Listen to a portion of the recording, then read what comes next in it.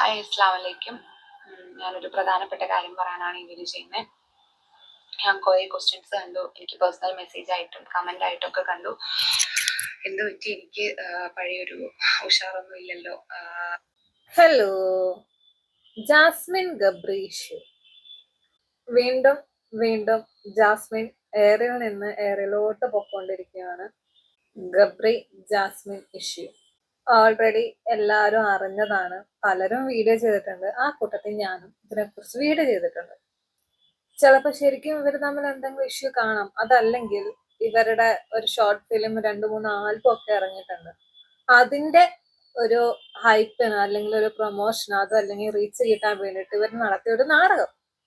ഇവരുടെ ഇറങ്ങിയ ആൽബത്തിന്റെയോ അല്ലെങ്കിൽ ഷോർട്ട് ഫിലിമിന്റെ അടിയിൽ പോയി കഴിഞ്ഞു കഴിഞ്ഞാൽ കുറെ ആൾക്കാരുടെ കമന്റ്സ് ആണ്. അതില് വന്ന ഒരു കമന്റ് ആണ്, അടിപൊളി, ബട്ട് ഇത് റിലീസ് ആയപ്പോഴേക്കും നിങ്ങൾ രണ്ട് വഴിക്കായല്ലോ എന്നോർക്കുമ്പോൾ ഒരു വിഷമം. ഒരുമിച്ചായിരുന്നേൽ ബ്ലോഗ് ഒക്കെ ചെയ്ത് ഇതിന്റെ വിശേഷങ്ങളൊക്കെ പറഞ്ഞ് എന്ത് രസമായിരുന്നു. Miss you both. ഇവരിപ്പോഴും സപ്പോർട്ട് ചെയ്യുന്ന അല്ലെങ്കിൽ ഇവരെ വീഡിയോസ് കാണുന്ന ആൾക്കാര് ഇവരെ എങ്ങനെയെങ്കിലൊക്കെ ഒന്നിക്കണം എന്ന് പറഞ്ഞിട്ട് വരുന്ന ആൾക്കാരാണ്. ഇനി വേറൊന്ന്, എനിക്ക് തോന്നുന്നത് ഗബ്രി ഇതെല്ലാം മനഃപൂർവ്വം ചെയ്തതാണെന്ന്. ഇനിയും ജാസ്മിന്റെ ലൈഫിൽ ഗബ്രി കാരണം ഒരു പ്രശ്നങ്ങൾ ഉണ്ടാവണ്ട എന്ന് കരുതി അവൾക്ക് നല്ല ലൈഫ് കിട്ടാൻ വേണ്ടി അതിനു വേണ്ടി തന്നെയാണ് ഈ ഡിലീറ്റ് അൺഫോളോ ഡ്രാമ. അപ്പോഴല്ലേ ഇത് സോഷ്യൽ മീഡിയയിൽ ചർച്ചയാകൂ. അപ്പോഴല്ലേ ഇനി ജാസ്മിന്റെ ലൈഫിൽ ഗബ്രി ഇല്ല എന്ന് എല്ലാവരും അറിയൂ. ഈ ജാസ്മിന്റെ ജീവിതത്തിൽ ഒരു പ്രശ്നം ഉണ്ടാവണ്ട എന്ന് കരുതി ഗബ്രിക്ക് പോണെങ്കിൽ അത് മുമ്പേ ആവായിരുന്നു. ആ ബിഗ് ബോസിൽ ഉണ്ടായിരുന്ന സമയത്ത് അവര് കാണിച്ചു കൂട്ടിയതൊന്നും നിങ്ങൾ ആരും കണ്ടില്ലായിരുന്നോ? ആ സമയത്ത് അവര് കാണിച്ചു കൂട്ടിയത് കാരണമാണ് ജാസ്മിന്റെ ലൈഫ് ഗോവിന്ദ ആയിപ്പോയത്. അപ്പൊ ഇല്ലാതെ തിരിച്ചറിവ് ഇപ്പൊ ഗബ്രിക്ക് ഉണ്ടായോ? കൊള്ളാം. അതോടെ രണ്ടുപേരെയും വച്ചുള്ള കഥകൾ പറയുന്നത് അവസാനിക്കും. രഹസ്യമായി ഫ്രണ്ട്ഷിപ്പ് അവസാനിപ്പിച്ചാൽ ആരും അറിയില്ല. എല്ലാവരും ഇവർ ഇപ്പോഴും ഫ്രണ്ട്ഷിപ്പിലാണെന്ന് തന്നെ കരുതും. അവൾക്ക് നല്ലൊരു ലൈഫ് പാർട്ട്ണർ വരികയുമില്ല. ഇപ്പൊ ചെറിയ വിഷമമുണ്ടെങ്കിലും എല്ലാവരും അത് മറക്കും. അല്ലാതെ ഗബ്രി ഒരിക്കലും അവളെ ബുള്ളിങ്ങിന് ഇട്ട് കൊടുക്കില്ല. ഇനി എന്തിട്ട് കൊടുക്കാനാ? ആ ബിഗ് ബോസിൽ ഉണ്ടായ സമയത്ത് കിട്ടാനുള്ള ബുള്ളിങ്ങും നെഗറ്റീവും പോരെ? ഇനി അതിൽ കൂടുതൽ എന്തെങ്കിലുമൊക്കെ വേണോ? ഈ ടൈപ്പ് ചെയ്ത ആൾക്ക് ബോധമില്ലെന്നാണ് ഞാൻ ആലോചിക്കുന്നത്. ഇങ്ങനെ കുറെ കമന്റ്സ് ഉണ്ട്. ഇപ്പോഴത്തെ വിഷയം വേറൊന്നാണ്. നമുക്ക് ആ വിഷയത്തിലോട്ട് അങ്ങ് പോയാലോ? പോവാം. അല്ലെങ്കിൽ ഫോട്ടോ കണ്ടാൽ മനസ്സിലായിക്കൂടെ ഇത്രയും എഡിറ്റ് ചെയ്ത് കേട്ടിയ ഫോട്ടോ ആണെന്ന്. എന്നിട്ട് അത് കണ്ടിട്ട് ലിങ്ക് ചോദിച്ചാൽ ഇങ്ങനെ തോന്നുന്നത് പറയാനുള്ളത് ഈ ഗേൾസിനോടാണ്. നിങ്ങൾ ക്രീം ഫേസിൽ പുറത്തുനിന്നോ അല്ലെങ്കിൽ എന്തെങ്കിലും ചെയ്യുന്ന പോലെ അല്ലത്. നിങ്ങൾക്ക് എന്തെങ്കിലും പ്രശ്നമുണ്ടെങ്കിൽ നിങ്ങൾ ഡെർമറ്റോളജിസ്റ്റിനെ കാണിക്കുക. ടാബ്ലറ്റ് ആണ് നിങ്ങൾ കഴിക്കേണ്ടതെന്നുള്ള അവർ പറയും. നമ്മൾ വല്ല ക്രീമൊന്നും വാങ്ങി തേക്കുന്ന പോലെയല്ല ശരീരത്തിന്റെ ഉള്ളിലേക്ക് കൊടുക്കുന്നത്. മനസ്സിലായോ? പറയാനുള്ളത് ഈ ഗേൾസിനോടാണ്. 1 മില്യന്റെ അടുത്ത് ഫോളോവേഴ്സ് ഉണ്ടെങ്കിൽ എത്ര വലിയ കരച്ചാലും എനിക്കൊരു കുഴപ്പമില്ല. ഓൾമോസ്റ്റ് 5 കൺട്രിയാണ് ഈ ഒരു വർഷം കൊണ്ട് കവർ ചെയ്തിട്ടുള്ളത്. അതൊക്കെ നല്ല കാര്യം തന്നെ. അടുത്തേല് ഏജ് ആയാലും എന്റെ സ്കിന്നിന് വലിയ പ്രശ്നം വെച്ചില്ല. 2024-ലും 2025-ലും എന്റെ സ്കിൻ എത്രത്തോളം ബെറ്റർ ആയിട്ടാണ് 2024 അങ്ങനെ 2025 അങ്ങനെ അല്ലെ. അങ്ങോട്ടെ എനിക്ക് ഈ ഫോട്ടോ കണ്ടിട്ടാ, ഈ ഫോട്ടോ കണ്ട് വിശ്വസിച്ച് ലിങ്ക് എന്ന് ചോദിച്ചിരുന്ന ആൾക്കാരുണ്ടല്ലോ. ഇതിനു മുമ്പും ഇതുപോലൊരു വീഡിയോ ഞാൻ ചെയ്തിട്ടുണ്ട്. നമ്മള് ഇൻഫ്ലുവൻസേഴ്സ് എന്ന് പറഞ്ഞിട്ട് കുറെ ആൾക്കാർ കയറിയിട്ട് കുറെ പ്രൊഡക്റ്റ് അങ്ങ് പ്രൊമോട്ട് ചെയ്യും. നല്ല കാര്യമുണ്ടോ? ഇവര് പ്രൊമോട്ട് ചെയ്യുന്ന കാര്യം കൊണ്ട് ഇവർക്ക് നേട്ടമുണ്ട്. കാരണം ഈ പ്രൊമോഷൻ എന്ന് പറയുന്ന കാര്യത്തിലൂടെ ഇവരുടെ കയ്യിലോട്ട് ക്യാഷ് എന്ന് പറയുന്ന സാധനം വരും. ഈ ഇവരെ ഫോളോ ചെയ്യുന്ന സാധാരണ ജനങ്ങള് ഇവരെ വിശ്വസിച്ചിട്ട് ഈ സാധനങ്ങൾ പോയി മേടിക്കും. അത് മേടിച്ച് അവരത് യൂസ് ചെയ്ത് തുടങ്ങുമ്പോഴാണ് അതിന്റെ യഥാർത്ഥ പ്രശ്നങ്ങൾ പുറത്തു വരുന്നത്. അതുവരെ അവർക്കില്ലാത്ത പല പ്രശ്നങ്ങളും ഈ ഒരു സാധനം യൂസ് ചെയ്യുന്നതിലൂടെ അവർക്ക് വരും. പക്ഷെ ഇതൊന്നും മനസ്സിലാക്കാതെ വീണ്ടും നമ്മുടെ ആൾക്കാര്, നമ്മളെ വിശ്വസിക്കുന്നവര്, നമ്മുടെ ഫോളോവർ എന്നും പറഞ്ഞിട്ട് ഇവര് അന്ധമായിട്ട് ഇവർ ഈ ഫോളോ ചെയ്യുന്ന ആൾക്കാരെ വിശ്വസിച്ചിട്ട് അവര് തരുന്ന പ്രൊഡക്റ്റ്, അവര് പറയുന്ന സാധനങ്ങൾ വാങ്ങി യൂസ് ചെയ്യുന്ന ആൾക്കാർ ഇഷ്ടം പോലെയുണ്ട്. ഈ ബ്യൂട്ടി പ്രൊഡക്റ്റ് എന്ന് പറയുന്നത് ഓൺലൈൻ ഡോക്ടേഴ്സ് പ്രൊമോട്ട് ചെയ്തിട്ട് വാങ്ങി യൂസ് ചെയ്യേണ്ട കാര്യമല്ല. ഈ ഓൺലൈൻ ഡോക്ടേഴ്സ് എന്ന് ഞാൻ ഉദ്ദേശിച്ചത് ആരെയാണെന്ന് നിങ്ങൾക്ക് മനസ്സിലായി കാണുമല്ലോ. ഈ ബ്യൂട്ടി ടിപ്സും ബ്യൂട്ടി പ്രൊഡക്റ്റ് ഒക്കെ പ്രൊമോട്ട് ചെയ്യുന്ന കുറെ ആൾക്കാരുണ്ട് യൂട്യൂബില്. അന്നും ഇന്നും ഇവരോടൊക്കെ ഒന്നേ പറയാനുള്ളൂ, നിങ്ങള് ഒരു ഡോക്ടറെ പോയി കാണുക, അവര് തരുന്ന മരുന്ന് യൂസ് ചെയ്യുക. അല്ലാണ്ട് സോഷ്യൽ മീഡിയയിൽ ആൾക്കാർ കൊണ്ടുവന്നിട്ട് ഈ പ്രൊഡക്റ്റ് കൊള്ളാം, യൂസ് ചെയ്ത നല്ല റിസൾട്ട് ഉണ്ട് എന്ന് പറയുമ്പോൾ അത് വാങ്ങി തേച്ച് പണി വാങ്ങിച്ച് കൂട്ടരുത്. പോവാനാണെങ്കിൽ നിങ്ങൾക്കേ പോവാനുള്ളൂ. ഈ പ്രൊമോട്ട് ചെയ്യുന്ന ആൾക്കാർക്ക് പ്രത്യേകിച്ചൊന്നും പോവാനില്ല, കാരണം അവരുടെ കയ്യിൽ കാശ് വരും. അല്ലാണ്ട് ചുമ്മാ ഇതൊക്കെ എടുത്ത് പ്രൊമോട്ട് ചെയ്യാൻ അവർക്ക് തലയ്ക്കോളൊന്നുമില്ലല്ലോ. ഫേമസ് ക്രീമുകളിലും ബ്യൂട്ടി ടാബ്ലറ്റുകളിലും ബ്യൂട്ടി സപ്ലിമെന്റുകളിലും ഒക്കെ മറഞ്ഞിരിക്കുന്നത് ഏറ്റവും അപകടകാരികളായ വിഷപദാർത്ഥങ്ങളാണ്. അതിൽ ഏറ്റവും പ്രധാനപ്പെട്ടത് മെർക്കുറി എന്ന ഒരു നിശബ്ദ കൊലയാളിയാണ്.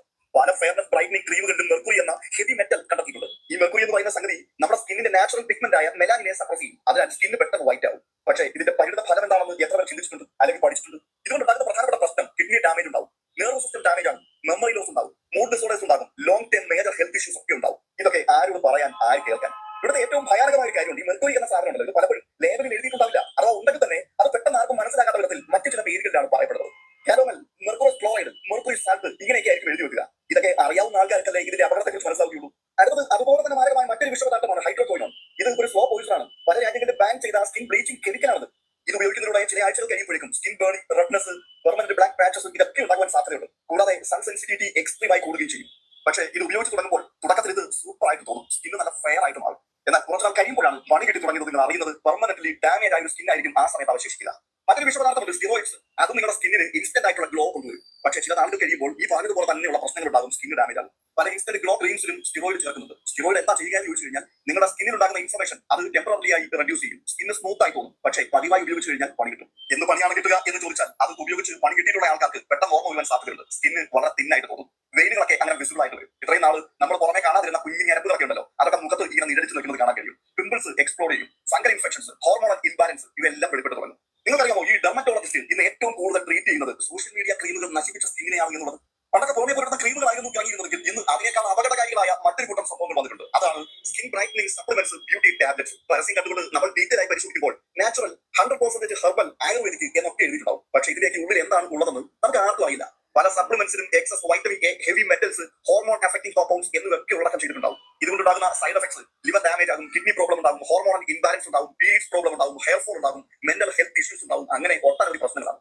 സ്കിൻ ഗ്ലോ ചെയ്യാനുള്ള ടാബ്ലറ്റ്സ് എന്ന് കേൾക്കുമ്പോൾ ഓർമ്മിക്കണം, ഇത് പലതും നിങ്ങളുടെ ഇന്റേണൽ ഓർഗൻസിനെ അറ്റാക്ക് ചെയ്യാനുള്ള മാരക വിഷയങ്ങളാണ് എന്നുള്ളത്. ഞാൻ ഈ പറയുന്ന കാര്യങ്ങളൊക്കെ ഒരുപക്ഷെ മുൻപ് നിങ്ങൾ പലരിലൂടെയും പല ആവർത്തിയും കേട്ടിട്ടുള്ള കാര്യങ്ങൾ തന്നെയാവും. എന്നിട്ടും നമ്മൾ ഇതൊക്കെ വാങ്ങി ഉപയോഗിക്കുകയാണ്. അതെന്തുകൊണ്ടാണ് എന്നുള്ളതാണ് ഒരു വലിയ ചോദ്യം. അതിന്റെ പ്രധാനപ്പെട്ട മറുപടി ഇതാണ്: സെലിബ്രിറ്റി എഫക്ട്. ഗ്യാസിന് ഉപയോഗിക്കുന്ന പ്രോഡക്റ്റ് ആണ്, അവ നമ്മുടെ സ്ഥിതിയല്ലേ, അവിടെ ഉപയോഗിക്കുന്നുണ്ടെങ്കിൽ തീർച്ചയായിട്ടും സേഫ് ആയിരിക്കും. ഇത്തരത്തിലുള്ള തെറ്റായ വിശ്വാസം നിങ്ങൾ ഓർക്കണം. ഈ പ്രോഡക്റ്റുകൾ നമുക്ക് പരിചയപ്പെടുത്തുവാൻ വരുന്ന ഒട്ടുമിക്ക സെലിബ്രിറ്റികളും ഈ പ്രോഡക്റ്റ് ജീവിതത്തിൽ ഒരിക്കൽ പോലും ഉപയോഗിച്ചിട്ടില്ല.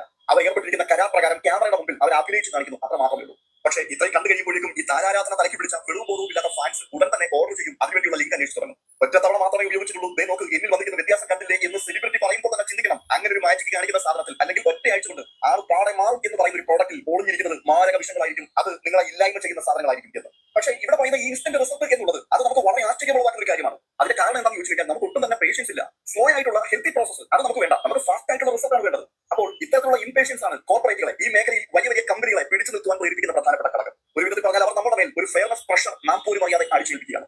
അതുകൊണ്ടാണ് ഈ ചതിക്കുഴി എന്താണെന്ന് തിരിച്ചറിയാത്ത നമ്മുടെ സൊസൈറ്റി തന്നെ ഇപ്പോൾ നമ്മൾ പറഞ്ഞുകൊണ്ടിരിക്കുകയാണ്, നിങ്ങൾ സുന്ദരിയായിരിക്കണം, വെളുത്ത് വളരെ അട്രാക്റ്റീവ് ആയിരിക്കണം, അല്ലെങ്കിൽ നിങ്ങൾ വെളുത്തിട്ട് പാകണമെന്ന്. നമ്മുടെ സൊസൈറ്റിയെ ആ രീതിയിൽ കോർപ്പറേറ്റുകൾ രൂപപ്പെടുത്തിയെടുത്ത്. പണ്ട് സായിപ്പ് പറഞ്ഞൊരു വാക്കുണ്ട്, ബ്രൗൺ സ്കിൻ അത് ഇൻഫീരിയർ ആണ് എന്ന്. ഇന്ന് ബ്യൂട്ടി ഇൻഡസ്ട്രി പറയുകയാണ് ഡാർക്ക് സ്കിൻ അത് വലിയ പ്രോബ്ലം ആണ്, ഡാർക്ക് സ്കിൻ ഏറ്റവും മോശമാണ്, വെറുക്കപ്പെടേണ്ടതാണ് എന്നുള്ളത് നമ്മുടെ സമൂഹത്തെ വളരെ വ്യാപകമായി അവർ പറഞ്ഞു ബോധ്യപ്പെടുത്തി. സായിപ്പ് അന്ന് പറഞ്ഞ ആ ലാംഗ്വേജ് മാറിയെന്ന് മാത്രമേ ഉള്ളൂ, പക്ഷേ അതിന്റെ പവറും സ്ട്രക്ചറും ഒട്ടും തന്നെ മാറിയിട്ടില്ല. ചിന്തിക്കുന്ന ആൾക്കാർക്ക് മനസ്സിലാകും ഈ ഫെയർനെസ് ക്രീമുകൾ എന്നൊക്കെ പറഞ്ഞാൽ സായിപ്പിന്റെ കൊളോണിയൽ മൈൻഡ് സെറ്റിന്റെ മോഡേൺ വേർഷൻ ആണ്. ബ്രൗൺ സ്കിൻ ഇൻഫീരിയർ ആണ് എന്ന് സായിപ്പ് വിളിച്ച് പറയുന്നു, കറുത്ത തൊലിയുള്ളവരെ അകറ്റി മാറ്റി നിർത്തുന്നു, അവരെ അടിമയാക്കി മാറ്റുന്നു, പുതിയൊരു സംസ്കാരം ഉണ്ടാക്കിയെടുക്കുന്നു. ഇതിൽ കൂടി നമുക്ക് ലഭിച്ച ഏറ്റവും വലിയ ബെനിഫിറ്റ് എന്താണ്? നമ്മൾ നമ്മളെ തന്നെ വെറുക്കാൻ പഠിച്ചു. എന്ന് വെച്ചാൽ നിങ്ങളുടെ തൊലി അല്പം കറുത്തതാണെങ്കിൽ ഈ സമൂഹത്തിൽ നിങ്ങൾക്ക് ഒരു വിലയുമില്ല എന്നുള്ള ചിന്താഗതി നിങ്ങളുടെ ഉള്ളിലേക്ക് നിങ്ങൾ പോലും അറിയാതെ ഇൻജക്ട് ചെയ്ത് കയറ്റപ്പെട്ടു. വെളുപ്പിന് അവർ പ്രത്യേക സ്ഥാനം നൽകി. പരസ്യചിത്രങ്ങൾ, സിനിമകൾ, സീരിയലുകൾ എന്നുവേണ്ട എല്ലായിടങ്ങളിലും വെളുത്ത തൊലിയുള്ള ആൾക്കാരെ മാത്രമാണ് അവർ പ്രൊമോട്ട് ചെയ്തത്.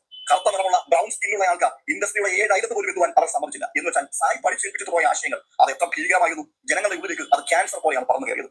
ഇപ്പോഴും ആ തന്ത്രം തന്നെയാണ് അവർ പയറ്റിക്കൊണ്ടിരിക്കുന്നത്. ബ്യൂട്ടി പ്രോഡക്റ്റുകൾ വെക്കുന്ന ഇൻഡസ്ട്രി അവർക്ക് എപ്പോഴും ആവശ്യം ഇൻസെക്യൂരിറ്റി ഉള്ള മനുഷ്യരെയാണ്. അവരൊരു സിസ്റ്റം ഉണ്ടാക്കി വെച്ചിരിക്കുകയാണ്. ആ സിസ്റ്റത്തോട് നമ്മൾ കാലങ്ങൾക്ക് മുമ്പേ പൊരുത്തപ്പെടുകയും ചെയ്തു. ആ സിസ്റ്റം നിങ്ങളോട് പറയുന്നത് നിന്റെ നിറം പോരാ, നിന്റെ മുഖം അത് മാർക്കറ്റബിൾ അല്ല, നിന്റെ ബോഡി കുറച്ചുകൂടി ഭംഗിയുള്ളതാകണം. ഇതാണ് അവർ ഡിമാൻഡ്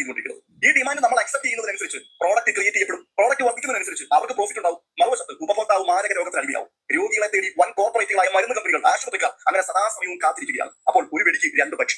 ഇന്ന് ഡെർമറ്റോളജിസ്റ്റ് ക്ലിനിക്കുകൾ ബ്യൂട്ടി സെന്ററുകളായിട്ടല്ല പ്രവർത്തിച്ചുകൊണ്ടിരിക്കുന്നത്, പകരം റിപ്പയറിംഗ് ഷോപ്പുകളാണ്. ഇൻസ്റ്റാഗ്രാം റീലുകളും സെലിബ്രിറ്റികളുടെ കള്ളത്തരങ്ങളും കോർപ്പറേറ്റ് കമ്പനികളുടെ അത്യാഗ്രഹങ്ങളും വരുത്തി വെച്ച ഡാമേജുകൾ റിപ്പയർ ചെയ്യുവാൻ കഠിനാധ്വാനം ചെയ്യുന്ന റിപ്പയറിംഗ് ഷോപ്പുകളാണ് ഇന്നത്തെ ഡെർമറ്റോളജിസ്റ്റിന്റെ ക്ലിനിക്കുകളല്ല. അതുകൊണ്ട് ഇതൊക്കെ ആരോട് പറയാൻ? എന്തൊക്കെ പറഞ്ഞാലും എത്രയൊക്കെ പറഞ്ഞാലും വീണ്ടും വീണ്ടും ഈ ഇൻഫ്ലുവൻസേഴ്സ് എന്ന് പറയുന്ന ആൾക്കാർ എന്തെങ്കിലുമൊക്കെ കാണിക്കുമ്പോൾ, എന്തെങ്കിലുമൊക്കെ ഒരു പ്രൊഡക്റ്റ്, അത് കഴിക്കാനുള്ളതാണെങ്കിലും ഫേസിലോട്ടുള്ളതാണെങ്കിലും എവിടെലോട്ടുള്ളതാണെങ്കിലും അടുത്ത സ്പോട്ടിൽ ലിങ്ക് എന്ന് പറഞ്ഞ് അങ്ങ് പോവും. എന്തിന്? വല്ല കാര്യമുണ്ടോ? കയ്യിലെ കാശും നഷ്ടം. അതായത് ആ പ്രൊഡക്റ്റ് വാങ്ങിക്കും, തേക്കും, കുറച്ചുനാൾ അത് യൂസ് ചെയ്ത് അതിലൊരു പ്രശ്നമില്ല, അല്ലെങ്കിൽ അത് വെച്ചിട്ട് എനിക്കൊന്നും മാറ്റമില്ല എന്ന് പറയുമ്പോൾ ആ പ്രൊഡക്റ്റ് അങ്ങ് തള്ളും, എന്നിട്ട് അടുത്ത പ്രൊഡക്റ്റ് വാങ്ങിക്കും. എന്നിട്ട് അതുകൊണ്ട് വല്ല കാര്യമുണ്ടോ? ഇല്ല. അതും സെയിം അവസ്ഥ. വാങ്ങിക്കുക, ഉപേക്ഷിക്കുക, തേക്കുക, വാങ്ങിക്കുക, തേക്കുക, ഉപേക്ഷിക്കുക. ഇതല്ലേ ചെയ്തുകൊണ്ടിരിക്കുന്നത്? വല്ല കാര്യമുണ്ടോ?